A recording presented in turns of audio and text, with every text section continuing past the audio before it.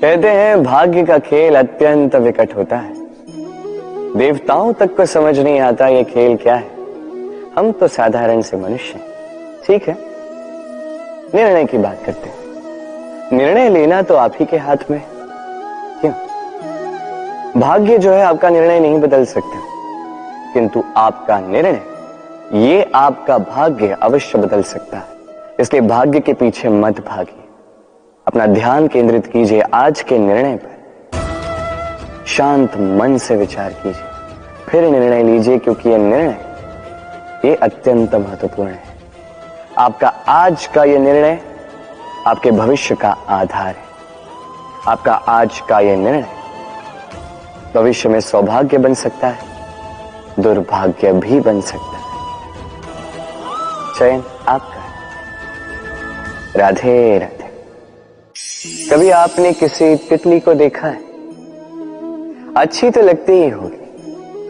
तितली भला किसे नहीं भाती, छोटे हो या बड़े, सभी को लुभाती है ये तितली। अब सोचिए, इस तितली का आरंभ कहां से होता है? इस तितली का आरंभ होता है एक छोटे से अंड से, जहां वो सुरक्षित रहती है। अंड को तोड़कर जब वो इस संसार में आती है तो एक कीट के रूप में आती है।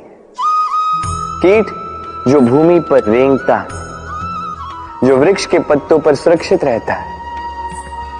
कुछ समय पश्चात होता है एक और परिवर्तन। उसके पंख निकल आते हैं, तब वो तितली बनती है।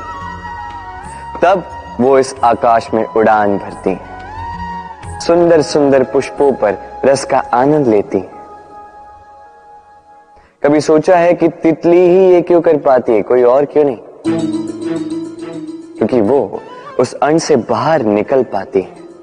यदि वो उस अंड से बाहर निकल ही नहीं पाती तो कभी उड़ ही नहीं पाती, कभी तितली बन ही नहीं पाती। यही हमारे साथ भी होता है। हम सदैव वहां रहना चाहते हैं जहां हमें सुरक्षा मिलती है, उस सुरक्षा चक्र में ही रहना चाहते हैं, किंतु ये विकास सुरक्षा सीमा को लांघने पर ही आरंभ होता है। तो यदि आप जीवन में कुछ बड़ा करना चाहते हैं, कुछ महान कार्य करना चाहते हैं, अपना व्यक्तित्व बनाना चाहते हैं, तो इस सुरक्षा चक्र को भूल जाइए। सुरक्षा सीमा को लांघिए, आगे बढ़िए, चुनौतियों का सामना कीजिए, कठिनाइयों का सामना कीजिए, साहस के साथ आगे बढ़िए और शक्तिशाली बने। तभी आप जीवन में कुछ कर पाएंगे, तभी आपके भी पंख निकल आएंगे और तभी आप इस सुंदर से आकाश में उड़ान भर पाएंगे। राधे राधे। हम सभी मंदिर में जाते हैं, ईश्वर के समक्ष बैठकर हाथ जोड़ते हैं और अपनी मांग रखते हैं।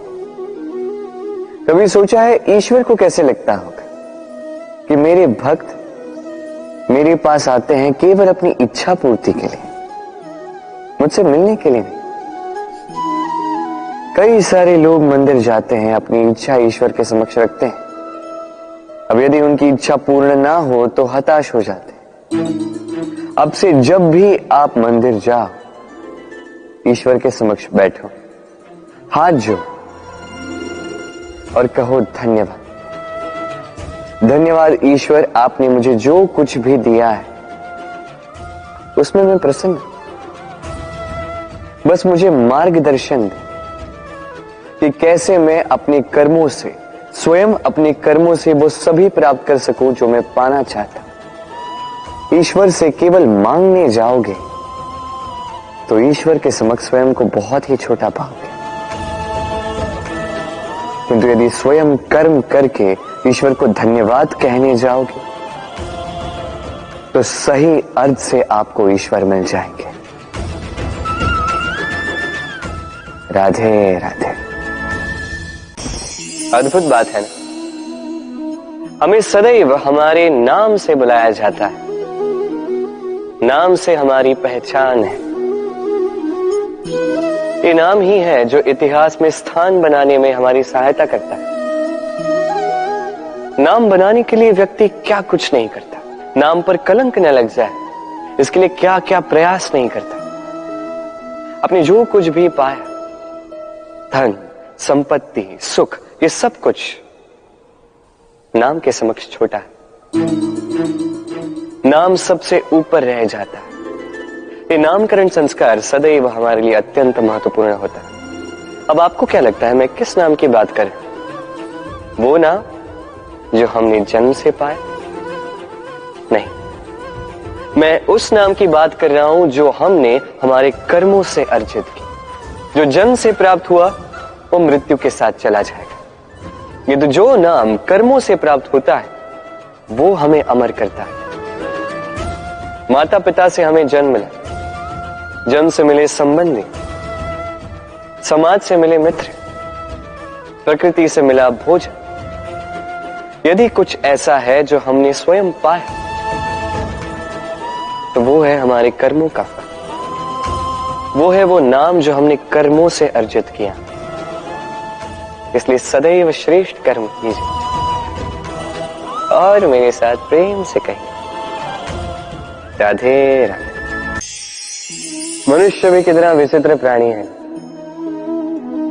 सदैव संघर्ष करता है, सदैव प्रयास करता है कि वही सबसे बड़ा बने, प्रयास करता है कि उसके समक्ष सबके शीश झुके हुए और उसके लिए सबसे पहले शक्ति प्राप्त करने का प्रयास करता है। शक्ति प्राप्त कर भी लेते हैं और उसके भय से सबको अपने समक्ष झुकाते हैं, किंतु एक महत्वपूर्ण बात भूल जाते, समझ ही नहीं पाते।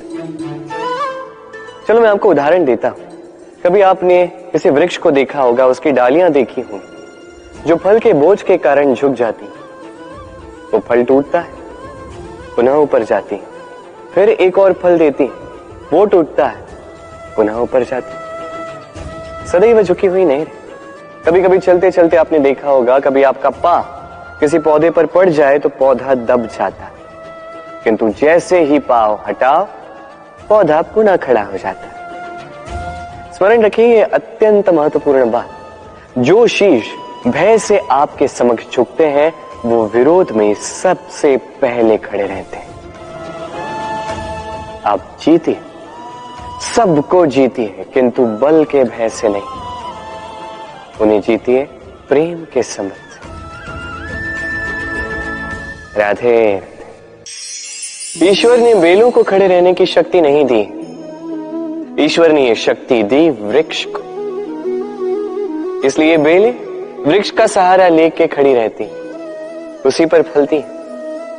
अब ये बेलें दो प्रकार की होती, एक वो जो इस वृक्ष पर खिलती है, पुष्प गाती है, स्वयं भी सुंदर दिखती है, वृक्ष को भी सुंदर बनाती। दूसरी वो जो वृक्ष को पूर्णतः सुखा देती, उसकी प्राण शक्ति उससे सोख लेती और अंत में स्वयं भी मुरझा जाती। स्मरण रखिए, यदि कोई व्यक्ति सदैव आपके साथ खड़ा रहा, सदैव आपका संबल बनकर रहा, सदैव उसने आपकी सहायता की, और यदि आप उसके साथ छल करोगे तो आपका पतन निश्चित है। ऐसा कभी ना करें। सदैव ऐसे लोगों को प्रेम दे, सम्मान दे और मेरे साथ आनंद से कहें राधे राधे। आइए इस पौधे से मिलिए। मेरे लिए ये पौधा अत्यंत प्रिय है। मैं इस पौधे से बहुत प्रेम करता हूं। अब सोचिए, यदि इसी प्रेम में मैं इसे दिन में 6 बार जल दूं तो क्या इसका विकास और अच्छे से होगा? क्या वो इसके लिए शुभ होगा? कदापि नहीं। इसकी जड़ें गल जाएंगी, इसकी जड़ों में जो जल सोखने की शक्ति है वो समाप्त हो जाएगी। तो आवश्यक क्या है? आवश्यक है कि उचित मात्रा में इसे जल दिया जाए। आवश्यक है कि उचित समय के पश्चात इसे जल दिया जाए। आवश्यक है कि इसे सूर्य का ताप भी सहना होगा। आवश्यक है कि हर कार्य मर्यादा में होना चाहिए। अब यही भूल अधिकतर माता पिता कर बैठते हैं। अपनी संतान से इतना प्रेम करते हैं और उसमें संतान की हर आवश्यकता पूर्ण करते हैं, हर एक वस्तु उसे देते हैं, हर एक बात करते हैं, और ऐसे में उस संतान के विकास में स्वयं ही बाधा बन जाते हैं। ऐसा मत कीजिए। ये यात्रा संतान की भी है, उसे भी जीवन में आगे बढ़ना है, बहुत कुछ सीखना है, अपने बल पर कार्य करने दीजिए। एक अत्यंत महत्वपूर्ण बात आपको बताऊंगा जिसे आपको स्मरण रखना है। प्रेम और शत्रुता यदि अति है तो घातक है। हर बात में संतुलन बनाकर रखिए और मेरे साथ प्रेम से कहिए, राधे राधे। चाहे नदी हो चाहे सागर, ये नौका हमें इसे पार कराती है। ये नौका भी कभी कभी डूब जाती है। अब यहीं पे छिपी है एक सीख। अथाह जल के मध्य में नौका रहती है किंतु फिर भी डूबती नहीं। ये डूबती तब है जब वो जल नौका में प्रवेश कर जाता है। जैसे जैसे जल का स्तर नौका में बढ़ता है, नौका डूब जाती है। अब यही हमारे साथ भी होता है।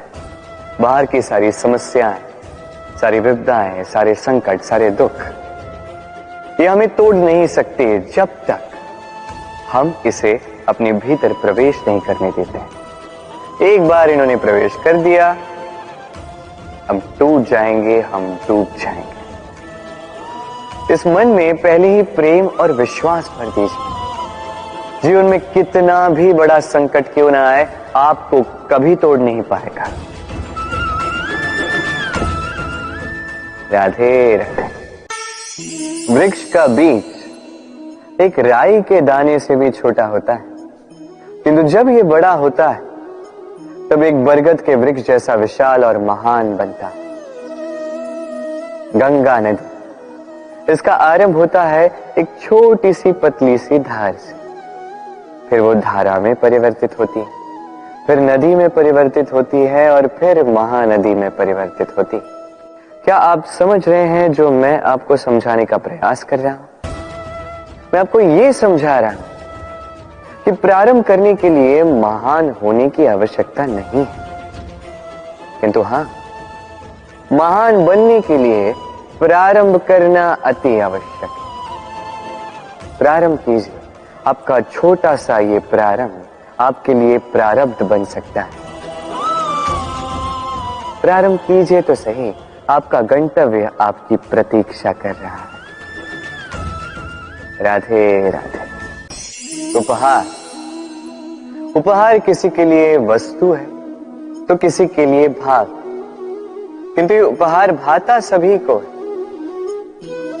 अब यदि पूछा जाए कि उपहार कैसा होना चाहिए, तो कोई कहेगा कि ऐसा उपहार होना चाहिए जिसे हम स्वर्ण और चांदी के साथ माप सकें। कोई कहेगा ऐसा उपहार होना चाहिए जिससे व्यक्ति का मन प्रफुल्लित हो जाए, उसे आनंद मिले। उपहार व्यक्ति जो दे सकता है वो तो निर्भर करता है उसकी आर्थिक परिस्थिति पर, किंतु उपहार जो भी हो उसमें एक भाव की कमी कभी नहीं होनी चाहिए, और वो भाव है प्रेम का भाव। स्मरण रखिएगा, प्रेम से बड़ा कोई उपहार नहीं, और यदि प्रेम का ये उपहार आपको मिलता है तो इससे बड़ा कोई सम्मान नहीं। राधे राधे। दुख एक ऐसा भाव जो हम चाहे ना चाहे हमारे जीवन में आता ही है, हमारे मन को ठेस पहुंचाता ही है, हमें विचलित कर जाता ही है। कभी सोचा है कि ये दुख हमारे जीवन में आता क्यों है, कैसे आता है?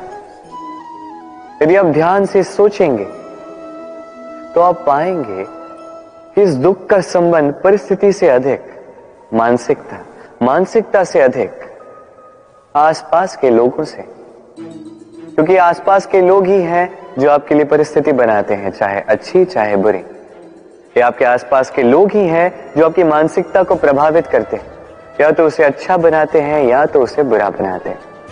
हमारे जीवन के आधे दुख इसलिए है क्योंकि हमने उनसे आशाएं रखी जिनसे हमें नहीं रखनी चाहिए थी, और आधे दुख इसलिए क्योंकि हमने उन लोगों पर संदेह किया जिन पर हमें संदेह नहीं करना चाहिए था।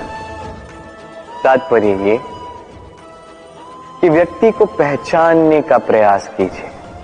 जिस दिन आप ये समझ जाएंगे कि कौन व्यक्ति सज्जन है और कौन दुर्जन, उस दिन ये दुख आपके जीवन से चल के कहीं दूर चला जाएगा। राधे राधे। कुछ समय पूर्व हमने बात की कि हमें अपने विवेक को जगाकर सज्जनों को और दुर्जनों को पहचानना सीखना होगा। किंतु कैसे पहचान? क्या गुण होते हैं?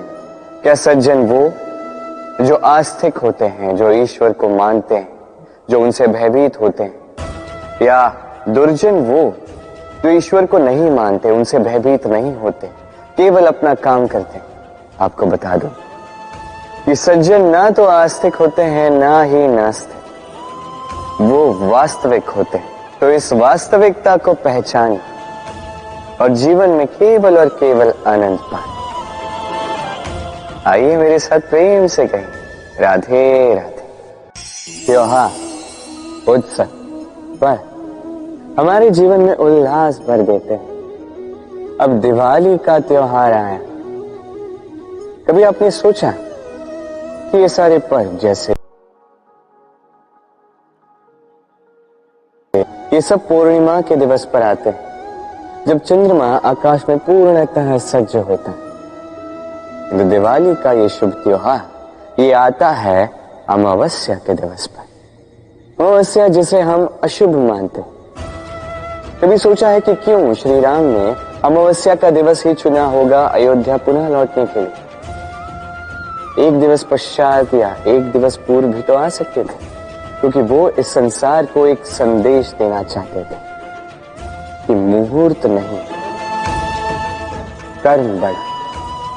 यदि आपके कर्म बड़े हों, शुभ हों, तो अमावस्या की ये रात्रि ये भी दीपों से सज कर दिन बन सकती है। तो मुहूर्त विचारे ना विचारे, चयन आपका है, किंतु अपने कर्म विचारे, ये मेरी मंत्रणा है। राधे राधे। इस वस्त्र को देख रहे हैं आप? इसकी बुनाई, इसकी कढ़ाई, इसकी सज्जा कितनी सुंदर लग रही है, कितना स्वच्छ, कितना सुलझा हुआ है। अब इसे हम तनिक भीतर से देखते हैं।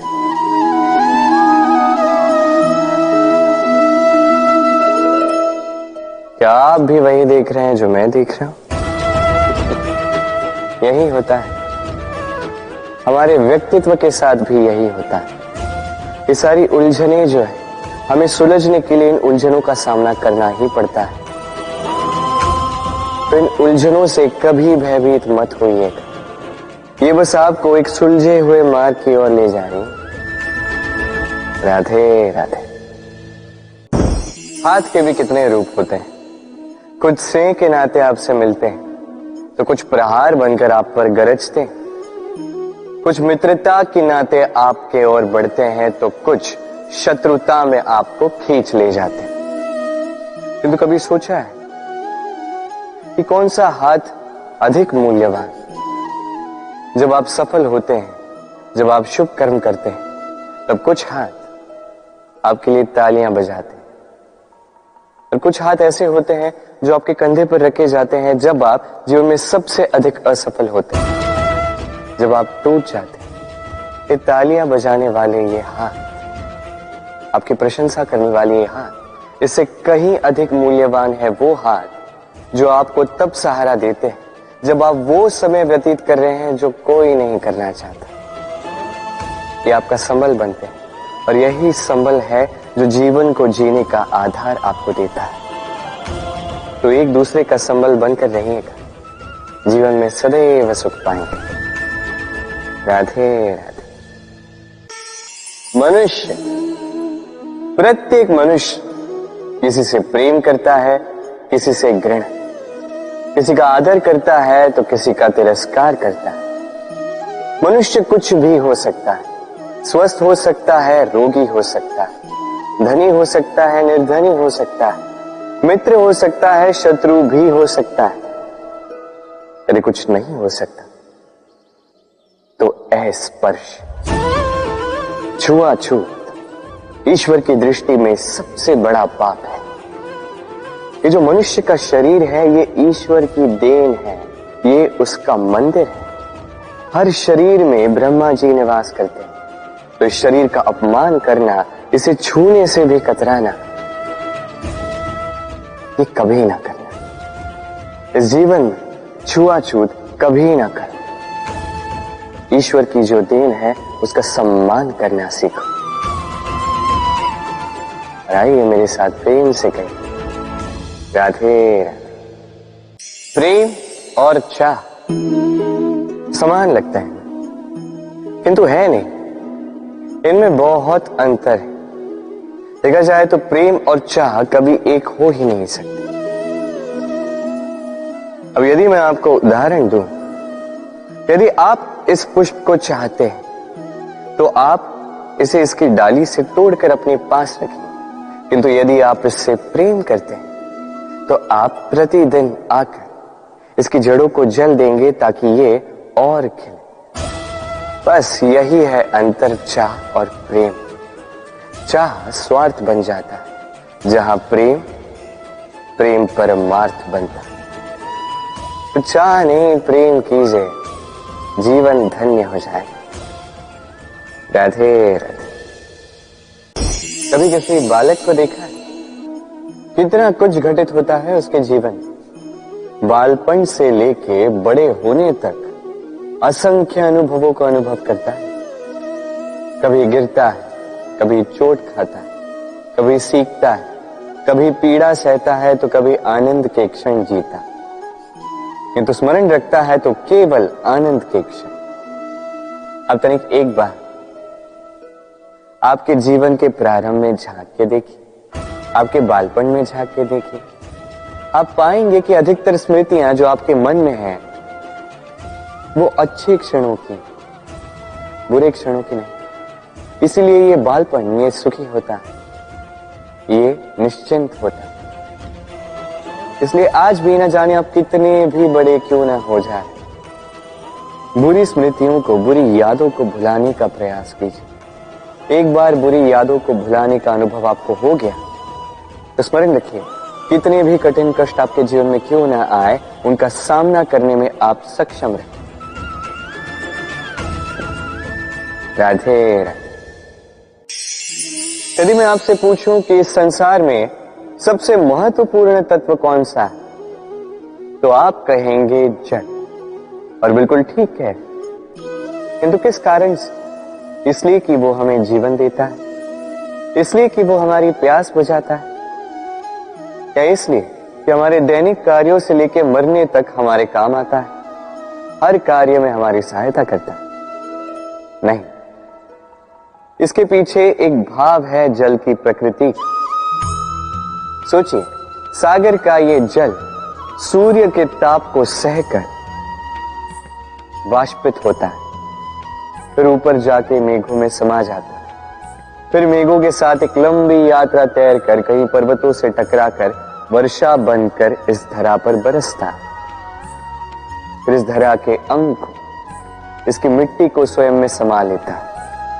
मनुष्यों द्वारा, अन्य जीवों द्वारा जो गंदगी फैल चुकी है उसे स्वयं में समा लेता है और फिर अग्रसर होता है पुनः सागर की ओर, सागर में समा जाता है। किंतु फिर भी पुनः वाष्पित बनते समय उस गंदगी को वहीं छोड़ देता है, उस गंदगी को अपने साथ लेकर नहीं जाता। बस यही जल की प्रकृति है जो उसे महान बनाती है। आप भी अपने जीवन में अपना कर्म कीजिए, महान कर्म कीजिए, पुरुषार्थ कीजिए, किंतु पुरुषार्थ के साथ जो अहम आता है उसे अपने साथ उठने ना दें, उससे परे उठें। आप स्वयं को जल की ही भांति हल्का पाएंगे। राधे राधे। चिंता, सभी कहते हैं चिंता नहीं करनी चाहिए, किंतु चिंता सभी करते हैं। जो वृद्ध व्यक्ति होता है वो अपने अतीत की आज से तुलना करके चिंतित रहता है। जो युवक होता है वो भविष्य के विषय में सोचता है। अपने लक्ष्य को कैसे प्राप्त किया जाए इस विचार में चिंतित रहता। एक बालक ही है जिसे न भविष्य की चिंता है न भूतकाल का दुख। और ऐसा क्यों? क्योंकि वो केवल वर्तमान में जीता और इसीलिए वो सबसे अधिक सुखी है। स्मरण रखिएगा, यदि आप अपने आज पे काम करते हैं, उसमें जीते हैं, उसे ठीक करते हैं, उसे और अच्छा बनाते हैं, तो आपका भूतकाल भी और आपका भविष्य भी अपने आप ठीक हो जाएंगे। आइए मेरे साथ प्रेम से कहें, राधे राधे।